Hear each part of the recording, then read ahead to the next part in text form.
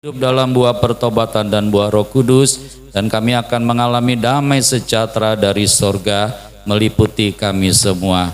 Urapi kami ya Bapa, bahwa kami lebih dekat lagi kepada Tuhan Yesus. Urapi hamba-Mu di dalam nama Tuhan Yesus Kristus. Haleluya. Amin. Saudara, kita baca di ayat yang ke-12, Tuhan Yesus terang dunia.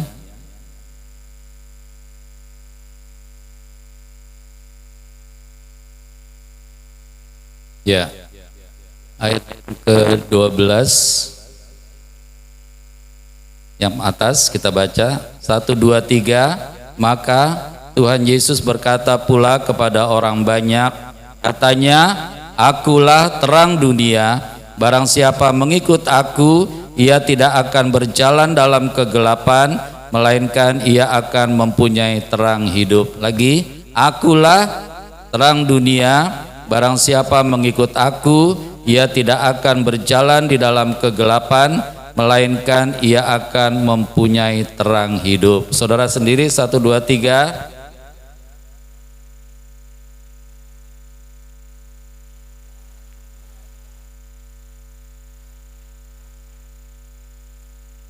Ya, saudara, pada hari Kamis kemarin di Bundaran HI ya ada Christmas Carol. Ya, ada dari banyak gereja datang ke sana, katanya ada 1.000 artis ke sana, saudara. Seharian mereka bernyanyi memuliakan Tuhan Yesus. Ada para romo juga ada di sana semua, saudara. Walaupun hari itu gerimis, ya, tetapi tetap berjalan, saudara semuanya. Di sini menyatakan bahwa Natal itu sudah datang ke kota kita, Jakarta dan Jabodetabek. Sebabnya saudara, kita mengucap syukur bahwa nama Tuhan Yesus terus diagungkan dan dipermuliakan. Tetapi iblis tidak tinggal diam, saudara. Dia selalu mengganggu gereja Tuhan, mengganggu orang-orang percaya agar mereka tidak memuji-muji Tuhan. Tadi malam kami menghadiri satu Natal, saudara. Tempatnya begitu bagus, banyak sekali yang datang, sound systemnya begitu luar biasa. Baru menyanyi satu lagu, tiba-tiba mati semua tuh sound system. Padahal itu sewa mahal juga, saudara, dan alatnya luar biasa. Tapi tiba-tiba mati, sampai berapa lama ya kita tunggu. Ya. Ternyata memang mesti banyak berdoa hari-hari ini, karena iblis tidak suka kalau kita memuji-muji Tuhan Yesus. Demikian juga di rumah kita, saudara. Kalau kita enggak memuji-muji Tuhan Yesus, iblis tenang-tenang saja. Tetapi ketika kita mulai memuji-muji Tuhan Yesus, menyanyi, bermazmur, baca Alkitab, nah dia tidak suka. Tetapi kalau kita terus menjalaninya dengan sungguh-sungguh, maka iblis tidak akan tahan berdiri di hadapan kita. Sebab di dalam kita ada urapan daripada Tuhan Yesus. Saudara tahu pada waktu penciptaan langit dan bumi pertama diciptakan oleh Allah apa? Pertama diciptakan apa? Terang. Ya, terang itu pertama diciptakan, dan sampai sekarang orang, semua manusia, semua makhluk membutuhkan terang. Ya, bayangin kalau tidak ada terang dari awal, mungkin kita masih primitif ya. Karena nggak bisa buat apa-apa, saudara. Ya, tetapi dengan adanya terang kita bisa melakukan banyak hal, dan itu Tuhan ciptakan bagi manusia, bagi dunia ini, supaya terang itu bercahaya. Bahkan Tuhan Yesus katakan di dalam ayat ini, akulah terang dunia. Ya, jadi yang menciptakan terang dunia siapa? Tuhan Yesus, dan dia adalah sumber terang itu, saudara. Ya, sehingga kita semua bisa hidup di dalam Tuhan.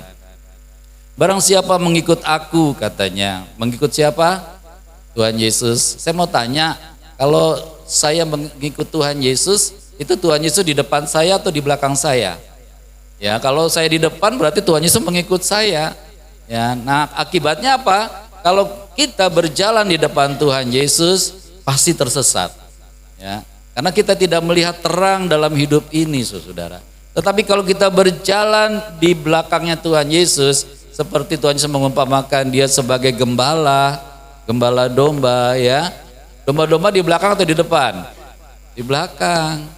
Beda dengan menggembalakan kambing.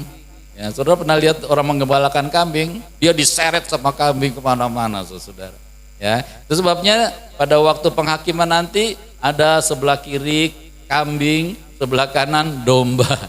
Ya, karena ini yang biasa ini ya kelakuannya seperti keledai liar, ya nggak bisa dijinakan. Nah orang percaya harusnya menjadi domba-domba yang tunduk, yang patuh, yang taat ya kepada otoritas, kepada Tuhan Yesus terlebih, saudara. Kita mau belajar taat seperti domba-domba, taat kepada gembalanya. Itu sebabnya saudara, kita butuh terang di dalam hidup kita. Kalau kita gelap, ya contohnya kalau kita tutup mata, kita nggak bisa ngikut siapa orang ya di depan kita. Kenapa ya? Gelap gitu. Tetapi kalau kita terang, oh kita tahu di situ Tuhan Yesus. Tuhan Yesus belok ke kiri, Tuhan Yesus berjalan di sini. Kita mau ikut selalu. Nah saudara, jujur kita ini mesti hidup dalam buah pertobatan. Sebab banyak kali mata kita tidak terarah kepada Tuhan Yesus. Walaupun firman-Nya kita baca setiap hari, tetapi hati kita banyak kali tetap mengeras. Ya, tidak mau tunduk pada firman. Makanya ada beberapa pendeta bilang, percuma kamu baca Alkitab. Sebenarnya nggak percuma. Tetapi kalau kita baca tetapi kita tidak tunduk pada firman, maka yang kita baca itu tidak mengubah kehidupan kita. Makanya Tuhan mau sebelum kita masuk di dalam Natal tahun ini, kita berubah dulu. Ya, kita bertobat dulu. Semua kita ini telah menyimpang dari jalan-jalannya Tuhan. Mari kita bertobat, memeriksa diri kita masing-masing di hadapan Tuhan Yesus. Apakah kita sudah sesuai belum dengan kehendak Tuhan Yesus? Kalau belum sesuai, mari kita lihat firman-Nya, kita berjalan di dalam firman-Nya supaya kita tetap ada di dalam firman-Nya. Nah, ketika kita melihat firman itu dengan terang, dengan terangnya Tuhan Yesus, ya kalau sudah baca Alkitab, kadang-kadang baca tengah malam, saya butuh lampu ya, diterangin gitu, supaya saya bisa baca.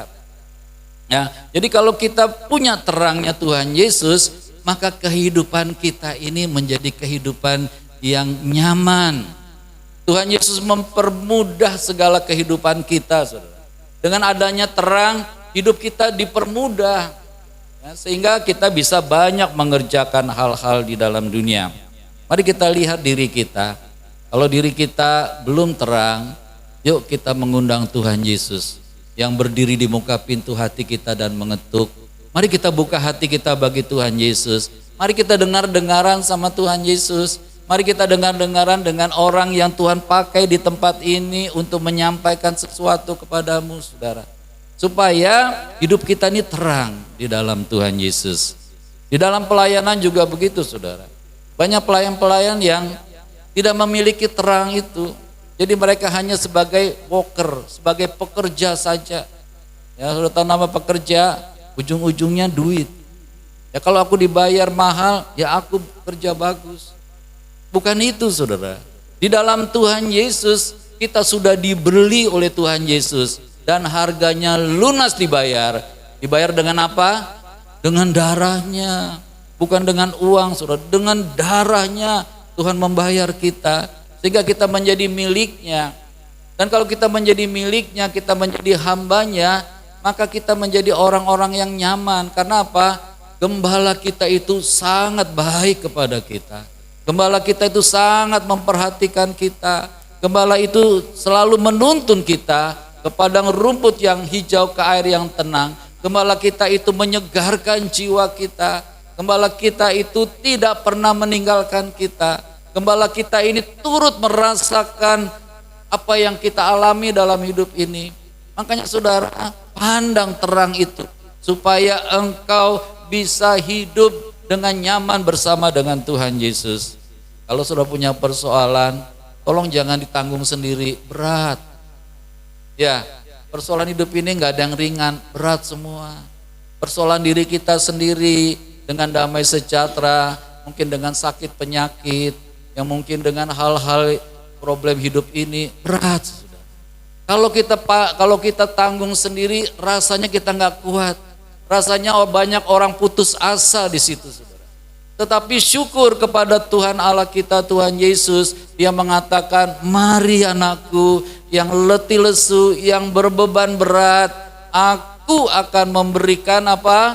Kelegaan. Kenapa lega? Uang berat, beban kita ditanggung oleh Tuhan Yesus. Beban kita di-share sama Tuhan Yesus, dibagi kepada Tuhan Yesus. Kita cuma dapat sedikit saja, dan beban itu enak yang Tuhan taruh dalam diri kita. Nah, untuk itu saudara, mari kita datang kepada terangnya dunia ini, yaitu Tuhan Yesus. Saudara, membangun keintiman dengan Tuhan Yesus. Ya, saudara, kalau kita punya komunikasi yang kurang baik juga, kita banyak kali mengalami kegelapan di dalam hidup kita. Ya, sebab kata-kata kita kadang-kadang saudara tidak bisa ditarik lagi. Kalau sudah diucapkan tidak bisa ditarik lagi. Untuk itu saudara, biarlah terangnya Tuhan Yesus menerangi kita. Sehingga sebelum kita ucapkan, kita sudah diterangi oleh Tuhan Yesus. Enggak semua kata-kata bisa diucapkan, saudara. Biarlah Tuhan yang menolong kita. Nah, supaya katanya ia tidak akan berjalan di dalam kegelapan. Ya, kita mengucap syukur, kita terang. Beberapa waktu yang lalu di daerah bencana itu semua listrik padam. Pasti nggak bisa nyala, saudara. Lalu didorong terus pemerintah segera membuat tempat itu menyala. Lalu Menteri SDM ditanya, kapan mau nyala? Nanti, ya, nanti malam 93% nyala. Ternyata nggak nyala, saudara. Omong doang, saudara. Ya, itu manusia, janjinya cuma omong doang. Mereka hidup dalam kegelapan, mereka hidup dalam kelaparan, mereka hidup dalam kedinginan, mereka hidup di dalam tenda-tenda, bahkan ada yang terisolasi, nggak bisa kemana-mana. Beberapa hari mereka lapar. Kenapa, saudara? Saya dapati karena tidak ada firman di sana. Kalau ada firman, pasti ada pertolongan, amin. Karena Tuhan, firman itu adalah Tuhan Yesus. Tuhan Yesus adalah penolong. Tuhan Yesus yang memberikan pertolongan kepada kita. Tuhan Yesus yang akan menolak segala bala, segala kutuk, segala sakit, penyakit, segala pekerjaan iblis ditolak oleh Tuhan Yesus. Sebabnya saudara, kita berdoa buat daerah Aceh. Dulu kita doa ya buat Tamiang, buat apa lagi gitu ya, Gayo, ya yang sekarang lagi bencana. Ya, daerah-daerah di sana kita berdoa buat Sumatera Barat waktu itu, saudara. Tapi firman itu kandas di sana. Karena apa? Karena mereka dibuat sedemikian rupa menjadi orang yang begitu radikal, begitu fanatik, saudara, sehingga firman itu tidak bisa berakar, bertumbuh dan berbuah. Kalau di dalam perumpamaan Tuhan Yesus, perumpamaan penabur, firman itu jatuh di mana tuh? Di pinggir jalan, mental. Masih mending kalau di tanah berbatu kan, sempat berakar, ya sempat bertumbuh gitu, tapi tidak berakar. Ini di pinggir jalan. Ketika firman ditabur, semua mental, semua ditolak, saudara. Akibatnya ya seperti itu. Demikian saudara, di dalam hidup kita, di dalam rumah tangga kita, kalau ada anggota keluarga menolak firman, artinya tidak mau baca firman, tidak mau dengar-dengaran pada firman, itu persoalan akan terus bertambah, terus bertambah, terus bertambah. Sakit penyakit datang, kesusahan datang, kesedihan datang, ya, putus asa datang. Karena apa? Karena Yesuslah terang dunia. Yesuslah firman yang hidup. Bukan sembarangan loh. Alkitab itu firman Tuhan, itu firman hidup loh. Bukan surat kabar. Ya, kalau surat kabar hari ini dibaca, besok sudah basi. Ya kan? Tapi kalau firman, saudara, firman ini kekal. Kalau engkau mencintai firman Tuhan, mencintai Taurat Tuhan siang dan malam, maka kata Tuhan Yesus di Mazmur 1, apa saja yang diperbuatnya berhasil. Ayo saudara, buka telingamu, buka hatimu bagi firman Tuhan Yesus. Cintai firman Tuhan Yesus, karena firman itulah kehidupan, firman itulah terang dalam hidup kita. Engkau yang sakit, saya memberitahu, baca Alkitab terus menerus. Ya, baca terus, maka itu akan menjadi obat yang manjur bagi kita, saudara. Benar nih saudara, karena di dalam Tuhan Yesus ada kehidupan, amin. Dan kehidupan itu, pengharapan itu tidak pernah mengecewakan kita. Yesus tidak pernah mengecewakan kamu. Yesus tidak pernah mengecewakan kita. Yang sering adalah kita selalu mengecewakan Tuhan Yesus. Ketika Tuhan katakan, hambaku, anakku, ayo baca Alkitab, aku mau berbicara kepadamu. Lagi sibuk tuh. Bahkan kadang-kadang gak dijawab, pura-pura gak denger. Itu yang terjadi. Yuk kita lebih peka lagi, saudara. Kalau saudara mau hidupmu penuh dengan damai sejahtera, saya mengalami, saudara, ketika porsinya Tuhan Yesus terus ditambah di dalam hidup saya mengalami damai sejahtera.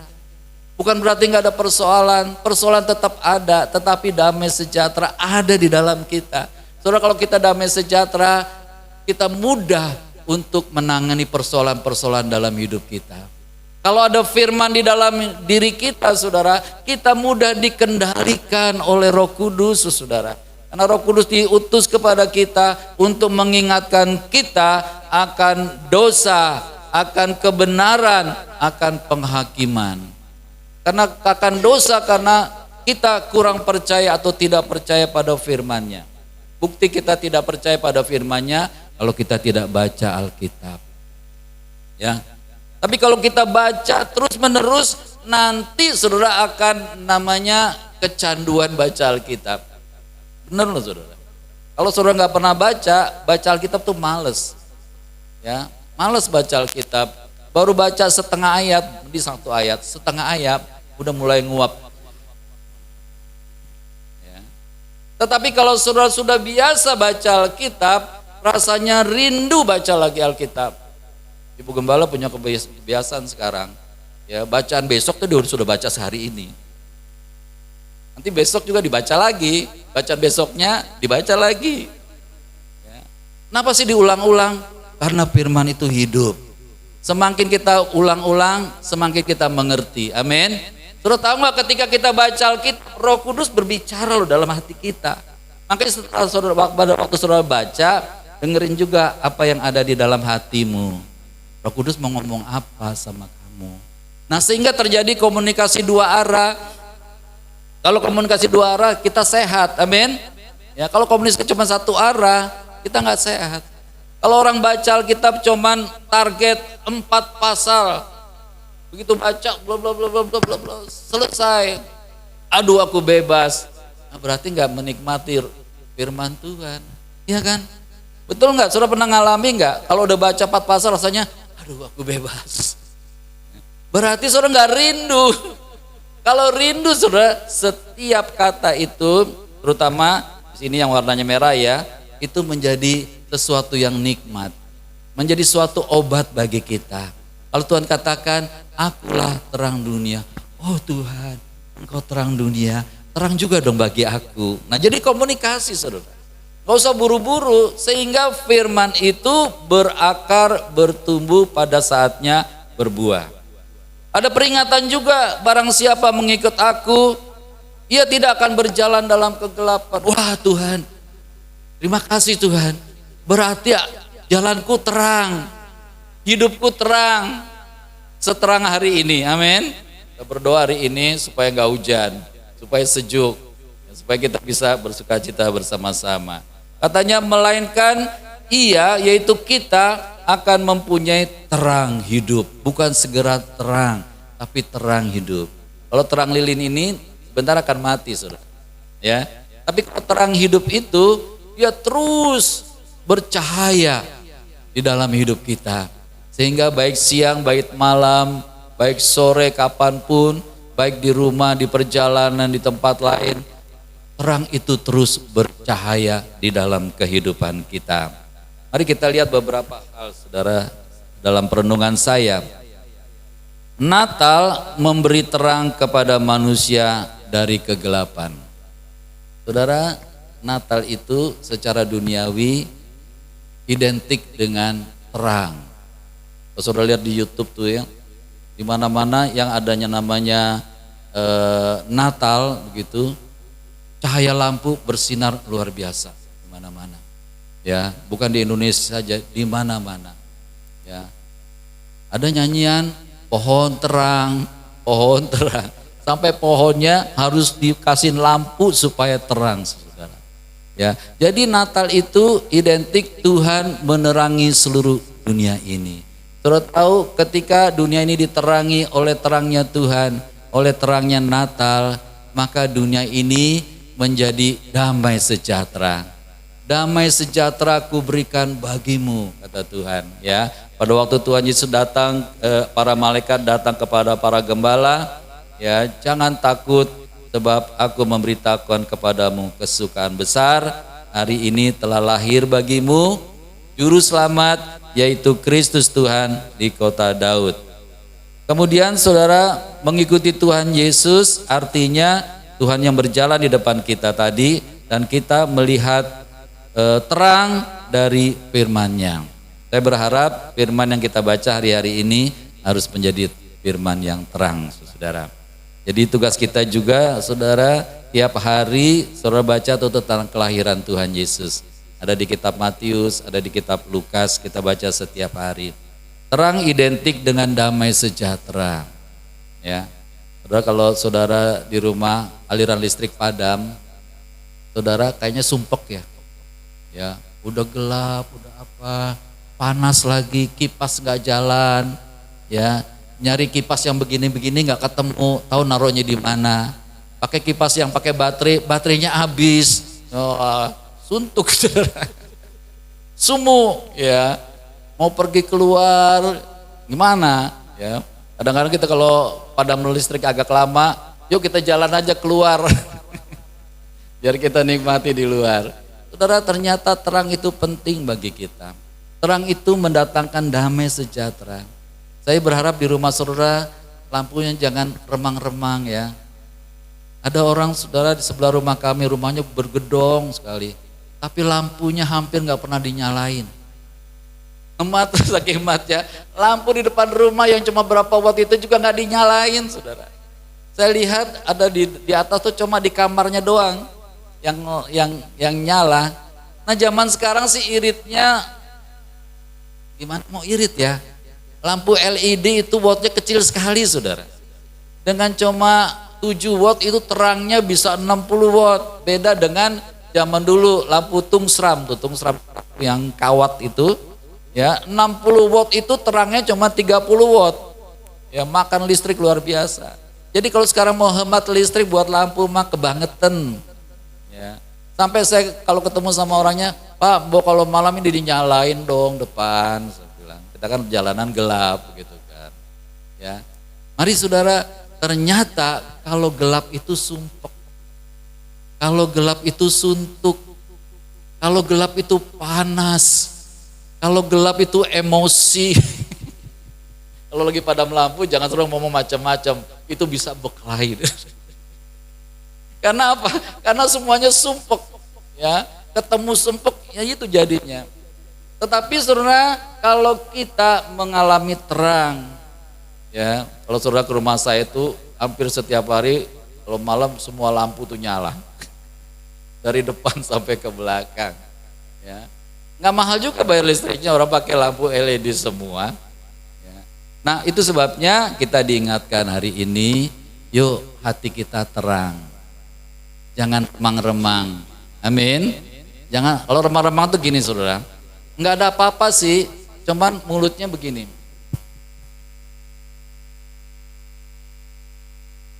Bu, bagaimana bu ini? Udahlah, ntar aja. Itu remang-remang saudara, sedikit lagi padam, sedikit lagi ribut tuh kalau udah kayak gitu. Makanya kalau udah kayak gitu, jangan pancing dengan pertanyaan apa-apa. Sebab itu awal dari perang dunia. Makanya saudara, terangi hatimu, amin. Cara teranginya gampang. Bersyukurlah pada Tuhan, sebab Ia baik, bahwasanya untuk selamanya kasih setianya. Bersyukurlah pada Tuhan, sebab Ia baik, bahwasanya tuh selamanya kasih setianya. Bisa enggak di dalam kegelapan hatimu engkau bersyukur pada Tuhan Yesus? Tadi malam ada seorang hamba Tuhan bersaksi, dia kena kanker di bagian perut bawah selama 21 tahun. Tapi dia tidak pedulikan, dia percaya Tuhan Yesus pasti menyembuhkan. Nggak tanggung-tanggung loh, 21 tahun baru Tuhan memberikan kesembuhan. Karena dia kelasnya kelas hamba Tuhan. Ya, saudara, di dalam Tuhan Yesus yang sakit Tuhan janjikan pasti sembuh. Saudara, pada waktu Tuhan Yesus pelayanan 2000 tahun yang lalu, ada nggak orang yang sakit dan nggak disembuhkan? Ada nggak? Nggak ada. Semua disembuhkan, semua yang datang pada Tuhan Yesus, semua yang menjamah jubah-jubahnya, semua yang ditompangi tangan oleh Tuhan Yesus, semua sembuh. Saudara dan saya juga pasti sembuh lah. Yang penting saudara tetap beriman bahwa Tuhan Yesus menyembuhkanmu. Itu saja, saudara. Percaya saja, only believe. Hanya percaya saja engkau sembuh. Kedua lutut saya juga, saudara, kadang-kadang nyeri. Tapi saya tetap beriman, sembuh, sembuh, sembuh. Amin ya Pak Tua Galung ya. Kita sembuh ya Pak. Amin. Beriman Pak, sembuh. Ya Bu Nini ya. Beriman sembuh, jangan mikir dokter, jangan mikir apa. Jangan lihat di YouTube. YouTube tuh banyak bohongnya. Nih dokter Terawan ini mendapat satu penemuan untuk lutut hanya dengan apa, satu bijian apa, ujung-ujungnya ini sudah dikemas harganya Rp190.000 untuk 1 minggu. Padahal bukan dokter Terawan, saudara. Itu AI. Gambarnya dokter Terawan yang ngomong dokter Terawan, tapi bukan dia. Itu zaman sekarang. Jadi jangan saudara percaya. Jangan, coba-coba Pak, coba Pak, itu ada kesaksiannya loh. Kesaksian juga bohong. Ya. Kalau Tuhan Yesus pasti benar, amin. Kalau Tuhan Yesus katakan engkau pasti sembuh, sembuh. Saya sedih saudara, suatu kali saya nengokin seorang anak muda yang sudah 11 tahun koma. 11 tahun loh koma. Hartanya udah habis, vilanya sudah dijual semua. Waktu saya datang ke sana untuk berdoa, sebelum berdoa, ibunya bilang begini, Pak Pendeta, tolong jangan doain anak saya yang. Udah banyak pendeta kesini doakan sampai sekarang gak sembuh. Gimana? Belum tolak begitu. Oh ya Bu, makasih Bu, kami permisi pulang sesudah. Kenapa? Dia sudah putus asa. Di dalam Tuhan Yesus gak boleh putus asa. Kalau Tuhan katakan sembuh ya sembuh. Amin. Jangan ragukan Tuhan Yesus. Yang adalah bangkitkan imanmu terus menerus, semakin hari semakin besar. Seperti bola salju saudara, dari atas gunung cuma segenggam, waktu dia menggelincir tambah lama tambah besar, tambah lama tambah besar. Imanmu juga harus tambah besar, tambah hari. Jangan dibalut dengan kekhawatiran, jangan dibalut dengan putus asa, jangan dibalut dengan ya kan bapak saya, orang tua saya miskin, maksud saya bisa kaya. Enggak, saudara. Tidak ada yang mustahil bagi Tuhan Yesus. Masalahnya satu, apakah engkau datang kepada terang dunia itu atau tidak? Apakah engkau mengandalkan terang dunia ini atau tidak? Saya tidak ragu dengan gereja ini, saudara. Walaupun sampai sekarang jumlah kita ini segini saja. Lu lagi. Nggak masalah saudara, karena semua ada waktunya Tuhan. Waktu Tuhan yang terbaik. Ya, bisa saja nanti keturunan generasi kedua, generasi ketiga, ya tempat ini dilawat oleh Tuhan Yesus. Kenapa? Ada firman-Nya di sini. Kekuatan kita tidak seberapa, orangnya tidak seberapa, keuangannya tidak seberapa, tetapi kita melakukan firman Tuhan Yesus.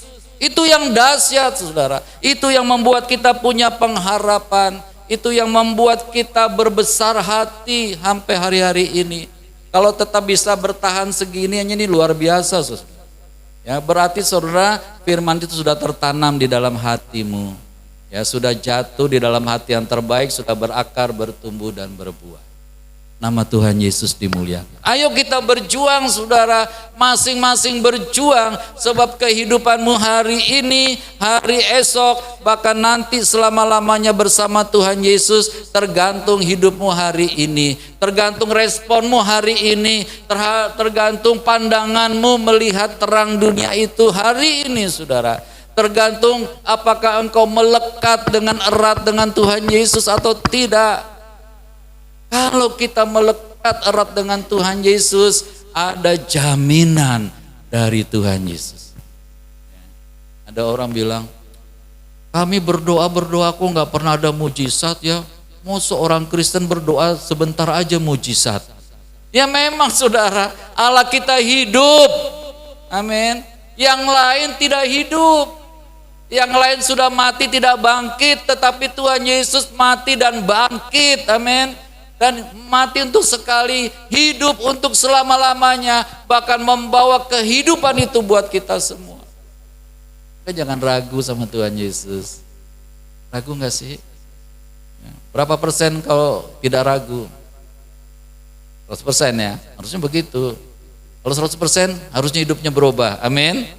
Harusnya kata-katanya terkontrol, amin. Harusnya emosinya terkontrol, saudara. Kalau memang kita hidup dalam Tuhan Yesus. Kenapa?